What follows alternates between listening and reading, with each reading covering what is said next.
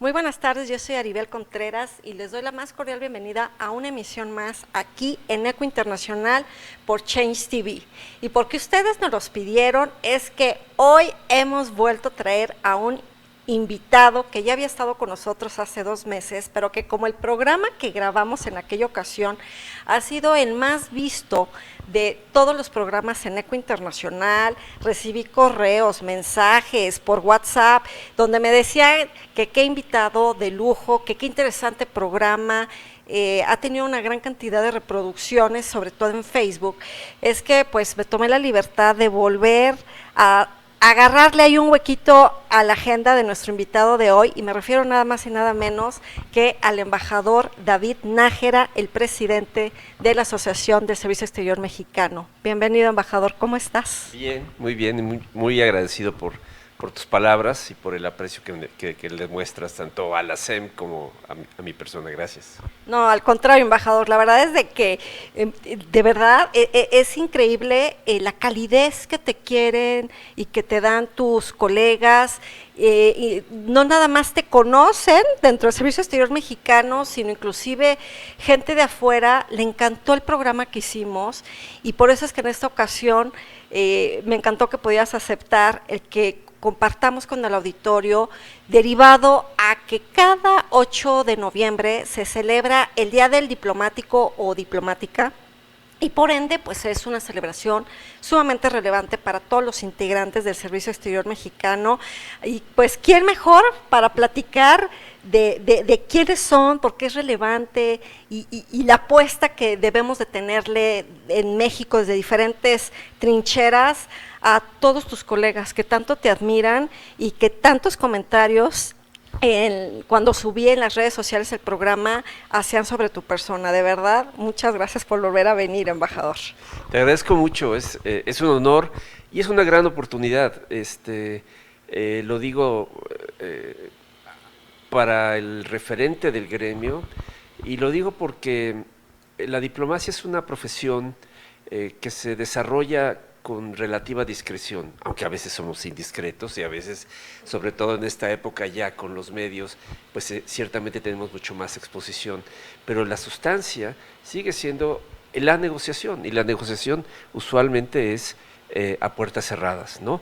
No en lo oscuro, necesariamente, pero sí a puerta cerrada y con discreción, justo para poder avanzar posiciones. Esa sería como la esencia de la diplomacia. Pero déjame mencionarte, esta fecha que recién ha pasado del 8, tiene pocos años que en México celebramos esta fecha. Es el Día del Diplomático y Diplomática Mexicanos, y lo es porque fue un 8 de noviembre de 1821 en que se crea el Servicio Exterior Mexicano. Al fin de septiembre de 1821, o sea, a los pocos días de la independencia, y que se establece la primera estructura administrativa del gobierno, se establece el Ministerio de Asuntos Exteriores e Interiores, que es lo que es hoy la Secretaría de Relaciones Exteriores. Estaba el de la Hacienda Pública, el de este ministerio y el de Guerra. Esas son la estructura inicial del gobierno independiente mexicano. Y luego, poco más de un mes después, en este Ministerio de Asuntos Exteriores e Interiores se crea el Servicio Exterior Mexicano, de tal manera que para nosotros pues 203 años de antigüedad es un tema sustantivo y que conmemoramos con mucho aprecio. Y que para los que no estamos en el Servicio Exterior Mexicano debe de ser un gran orgullo que tengamos a mexicanos que dignamente nos representan allá afuera, que sacrifican muchas cosas personales, porque la apuesta es trabajar por México, y eso yo siempre lo he resaltado y lo hemos compartido tú y yo en diferentes momentos, de la profunda admiración que debemos de tener por estos mexicanos que forman parte de un servicio de carrera.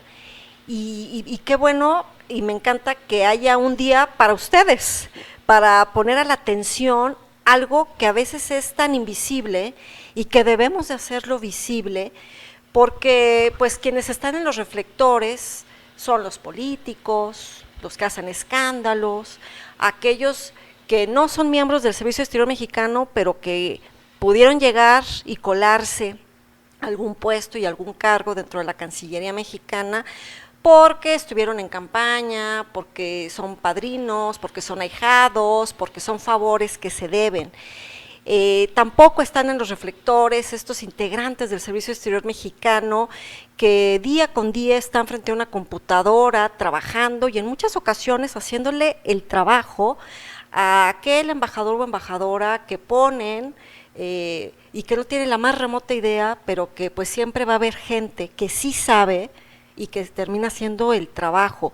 Y es precisamente a todos ustedes, los integrantes del Servicio Exterior Mexicano, a los que les estamos dedicando este programa para poder hacer visible todo lo que cada uno de ustedes hace. Y al tenor de esto, me acuerdo que aquel programa, embajador, platicábamos sobre lo que se hace al interior de la Asociación del Servicio Exterior Mexicano, pero hoy me gustaría que también nos platicaras ¿cómo es que entre ustedes se comunican? ¿Cómo es que están agremiados? ¿Cómo es que aquellos que se jubilan siguen estando en contacto con la asociación? ¿Cómo es que ustedes logran, digamos, incorporar las nuevas generaciones de diplomáticos para que también se penetre el conocimiento de ustedes, los que tienen más trayectoria, y que cuando ya inclusive se jubilan, pues seguir teniendo esta comunidad, que aunque están en diferentes zonas geográficas, diferentes usos horarios, al final pues son quienes están representándonos?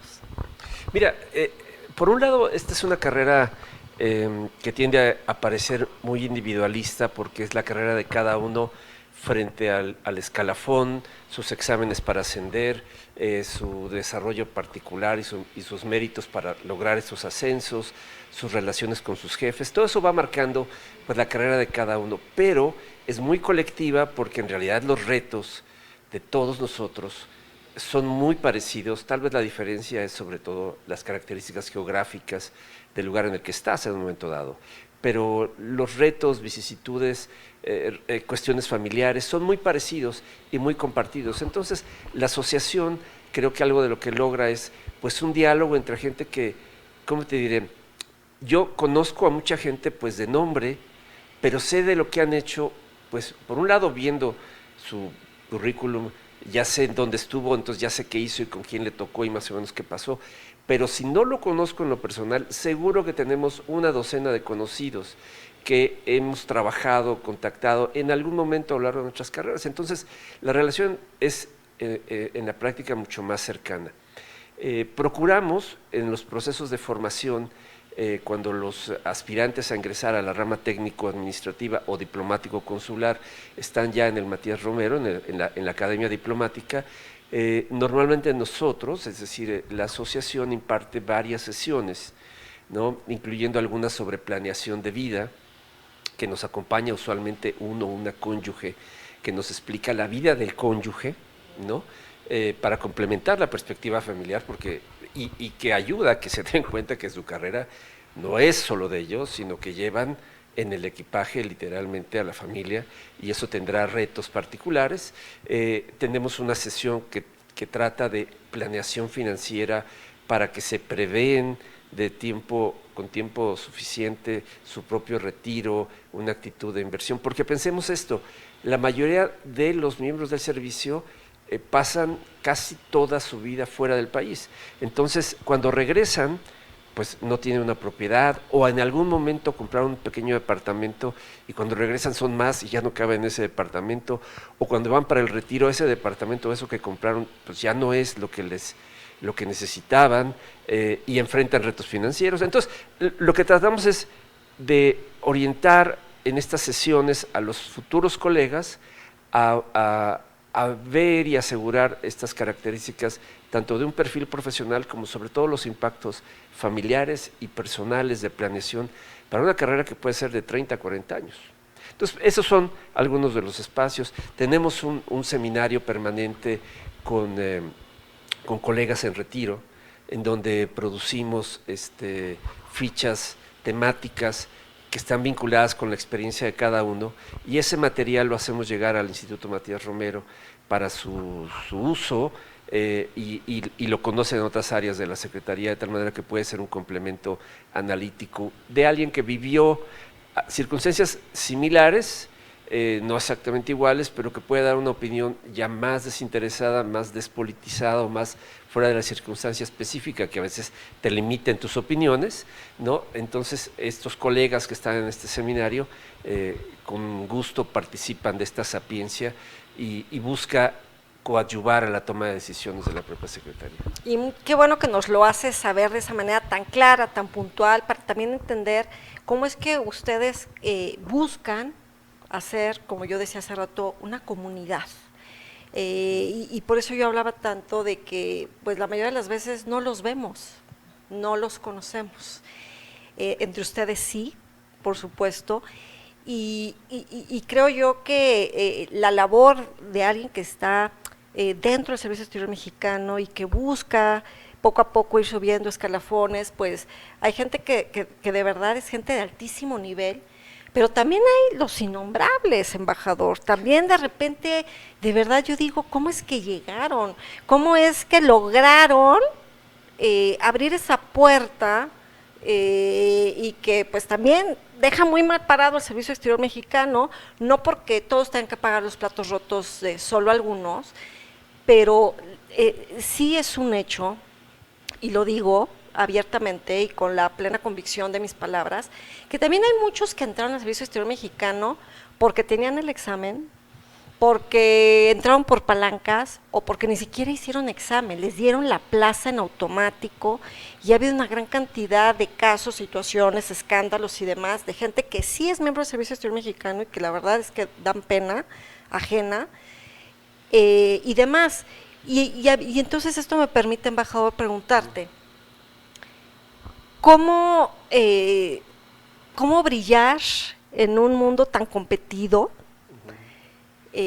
¿Cómo es que entre ustedes pueden formar a lo mejor grupos de estudio para apoyarse? Porque en ocasiones los que llevan más tiempo son los que evalúan a los que acaban de entrar para ir subiendo en el escalafón, y de repente esta comisión que se hace para el Servicio Exterior Mexicano, a veces, desde mi perspectiva, intenta ser transparente, pero en ocasiones queda muy opaco el proceso.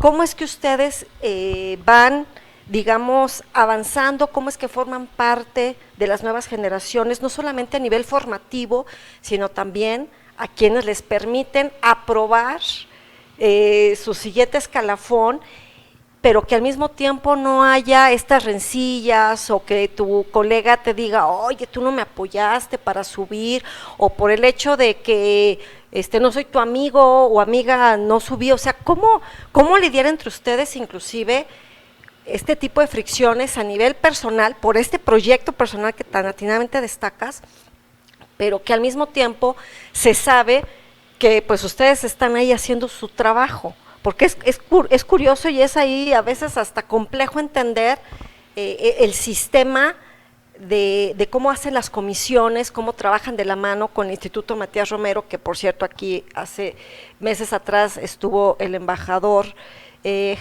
exactamente, gracias, porque el apellido es un poco difícil de pronunciar, y nos platicaba del Matías Romero. Sin embargo, dentro de esa comisión, en ocasiones hay miembros de ustedes que están vinculados de repente a la distancia, y que se ha convertido también en una competencia de quién sí logró el ascenso y quién no cuando aplicó, y entonces ves algunos colegas que llevan 20 años y no han logrado subir más que una ocasión en el escalafón. ¿Cómo lidiar con eso? Mira, tocas un punto nodal de la carrera. Primero destacaría, el Servicio Exterior Mexicano es, hasta donde yo sé, el servicio exterior con más exámenes en el mundo. Prácticamente la misma batería de exámenes de ingreso tenemos que presentar en cada uno de los escalones para subir hasta el grado de ministro. El grado de ministro embajador es una designación presidencial que proviene de una recomendación del propio secretario que hace después de evaluar al grupo de ministros y escoger quiénes debiesen ir a esta promoción y presentársela al titular del Ejecutivo. Ese es el procedimiento. Pero antes de eso, tenemos exámenes sistemáticamente. A veces los pasas, a veces no los pasas. El problema en los últimos años ha sido que ha habido pocas convocatorias de exámenes, entonces al dejar pasar mucho tiempo, se ralentiza el proceso de ascenso y se vuelve aún más frustrante. Y frustrante, obviamente si no lo pasas, pues te sientes muy frustrado, y todo lo contrario si lo pasaste. Pero este ha sido un largo proceso. A mí me ha tocado toda mi carrera, me tocó vivir estos procesos. Mi generación de ingreso al servicio exterior fue la primera vez que se presentaba tal cantidad de exámenes, y me han tocado, o me tocaron, ahora ya no felizmente, pero me tocaron durante muchos años para poder ascender. Bueno, el tema es que los criterios de evaluación cambian, si no cada vez, cada 2 veces. Entonces te preparas bajo una serie de criterios y luego te los cambiaron y entonces ya no te sirven exactamente los mismos puntos. Esta demanda y búsqueda de puntos es atroz. Algo que la asociación buscó y logró en las reformas a la ley del 18 es que si ya habías presentado los exámenes y habías pasado los exámenes pero no alcanzaste plaza porque había un reducido número de plazas y entonces tus puntos no dieron para los primeros lugares, pero ya pasaste el examen, entonces ya no lo tienes que volver a presentar, y esa es una gran tranquilidad, porque antes no alcanzabas plaza, habías pasado el examen, tenías que volver de cero la siguiente vez. Entonces ese es un gran desgaste. No estoy seguro que haya necesariamente como una animadversión. Por ejemplo, si yo estoy en el jurado para evaluar en el examen oral y tengo en esta lista gente que yo conozco, debo de abstenerme, ¿no? Conflicto de interés, lo compartes. Exacto. Me ha llevado bien con él o me ha llevado mal con él o ella, yo me debo de abstener. También hay una serie de criterios cada vez más estrictos. Se procura, y digo se procura porque puede que siga sucediendo, pero en principio ya no, evitar preguntas de carácter personal, de carácter familiar y vinculadas con temas de género, ¿no? Se supone que hoy eso ya está. Eso es buena noticia, porque está, yo lo sufrí. Que eso está, que es de las reglas, de lo que no debes de meterte. Y eso va reduciendo estos riesgos que tú mencionabas de animadversión o competencia o preferencia por unos u otros.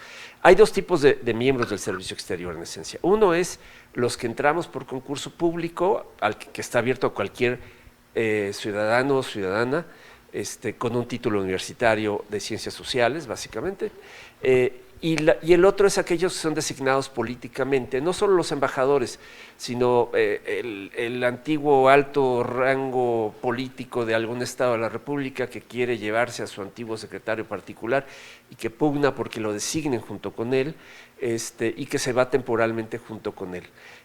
No quiero decir que todos los nombrados así tengan problemas, no lo creo. Lo que sí es que pasan por un proceso de aprendizaje y con frecuencia van con una perspectiva, digamos, no quiero decir romántica, pero al menos muy superficial del lugar al que van, y resulta que el lugar era helado, las costumbres son distintas, se siente solo, etcétera, una serie de cosas. No es que nosotros no las sintamos, pero es claramente asumido que esa es nuestra carrera y enfrentamos estas circunstancias. Entonces hay otra preparación, digamos, emocional entre alguien permanente y alguien temporal. Ahora, entre los permanentes yo diría que también otra cosa que sucede es que siendo esta carrera tan larga, pues a lo largo de esta vida, ¿no? Hay gente que se van solteros y se casan, que se van casados y se divorcian, que se vuelven a casar, que tienen hijos o que pierden hijos. Todos perdemos familiares en nuestro país mientras estamos afuera y sufrimos esas pérdidas.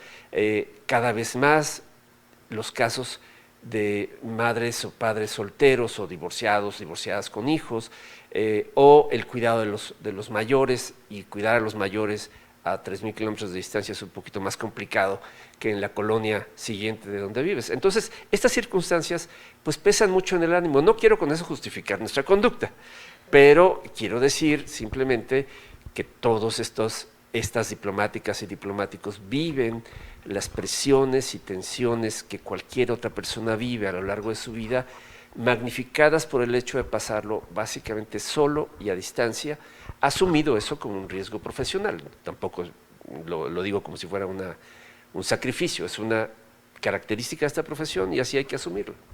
Claro, y sin duda, pues como todo en la vida, ¿no? Habrá cosas que tienen su muy grata recompensa, pero a través también, pues, de sacrificios. Y esto me permite, embajador, preguntarte, ¿cuál es tu perspectiva, tu experiencia respecto a la parte de género? Tú hablabas ahorita y resaltabas muy atinadamente, pues, estos criterios que se han modernizado. De hecho, tu esposa también es miembro del Servicio Exterior Mexicano y tiene una extraordinaria trayectoria. Aquí ha estado con nosotros también la embajadora Graciela Gómez. En fin, ¿hacia dónde en verdad debería la Cancillería mexicana moverse para que en verdad podamos hablar de una política exterior feminista? Porque yo la verdad es que he sido muy crítica y he cuestionado tanto discurso y tanto folleto y tantas redes sociales de decir de que ahora sí México ya por fin está teniendo una política exterior feminista, cuando ni siquiera hay una claridad, al menos no desde mi perspectiva, de qué quiere hacer la Secretaría de Relaciones Exteriores con los integrantes del cuerpo diplomático que son de carrera, para que en verdad se consideren las mujeres visibles, escuchadas, que sí hay una real política exterior feminista y no nada más porque consideremos de que, como ya hay más que antes, más embajadoras, no, pues ya con eso ya cumplimos una cuota. O sea, me parece que todavía hay un largo camino por recorrer, pero si estoy equivocada, corrígeme, ¿hacia dónde hay que moverse para que en verdad México se pueda postrar en un pedestal diciendo que ya tenemos una política exterior feminista?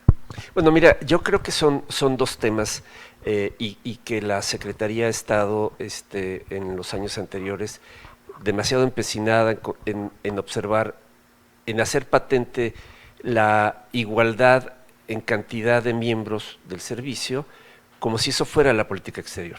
Ahorita vuelvo a eso porque sí es un aspecto muy importante, pero yo creo, y me parece que así en general la asociación lo considera y lo hemos platicado hombres y mujeres, pues la política exterior feminista tendría que ser un planteamiento más bien, uno, ¿dónde está la política feminista en el gobierno? Porque nosotros somos una muestra al exterior de lo que está sucediendo en México. Entonces, ¿qué medidas, programas, acciones y transformaciones en nuestra sociedad vamos teniendo y la incorporación plena en todos los sentidos de la mujer, no solo en cantidades, sino sobre todo, diría yo, en calidades, en capacidad de toma de decisiones, en modificación del discurso machista, en un contraste con las circunstancias de seguridad, por supuesto, y las oportunidades de desarrollo fuera ya de un discurso patrimonialista que existe permanentemente, ¿no? Patriarcal, perdón. Entonces, eso trasladado a nuestra política exterior tendría, nos parece a varios, que ser no solo un discurso, sino estaríamos impulsando nosotros posturas, sobre todo en sistemas multilaterales, con un carácter claro de perspectiva de género. Entonces, no es que vayamos a lanzar una propuesta exclusiva para mujeres, sino cómo incorporamos claramente una perspectiva de género en nuestra argumentación multilateral, de tal manera que ya sea en cambio climático, sea en acceso a las nuevas tecnologías, sea en financiamiento al desarrollo, el aspecto de género esté claramente incluido. Creo que esa sí sería una política exterior feminista. Yo creo que hay cosas que ya se han hecho, falta por hacer, pero me parece sobre todo que necesitamos un sólido eslabón entre las acciones internas que podamos nosotros proyectar hacia afuera, ¿no? Es como el tema de derechos humanos.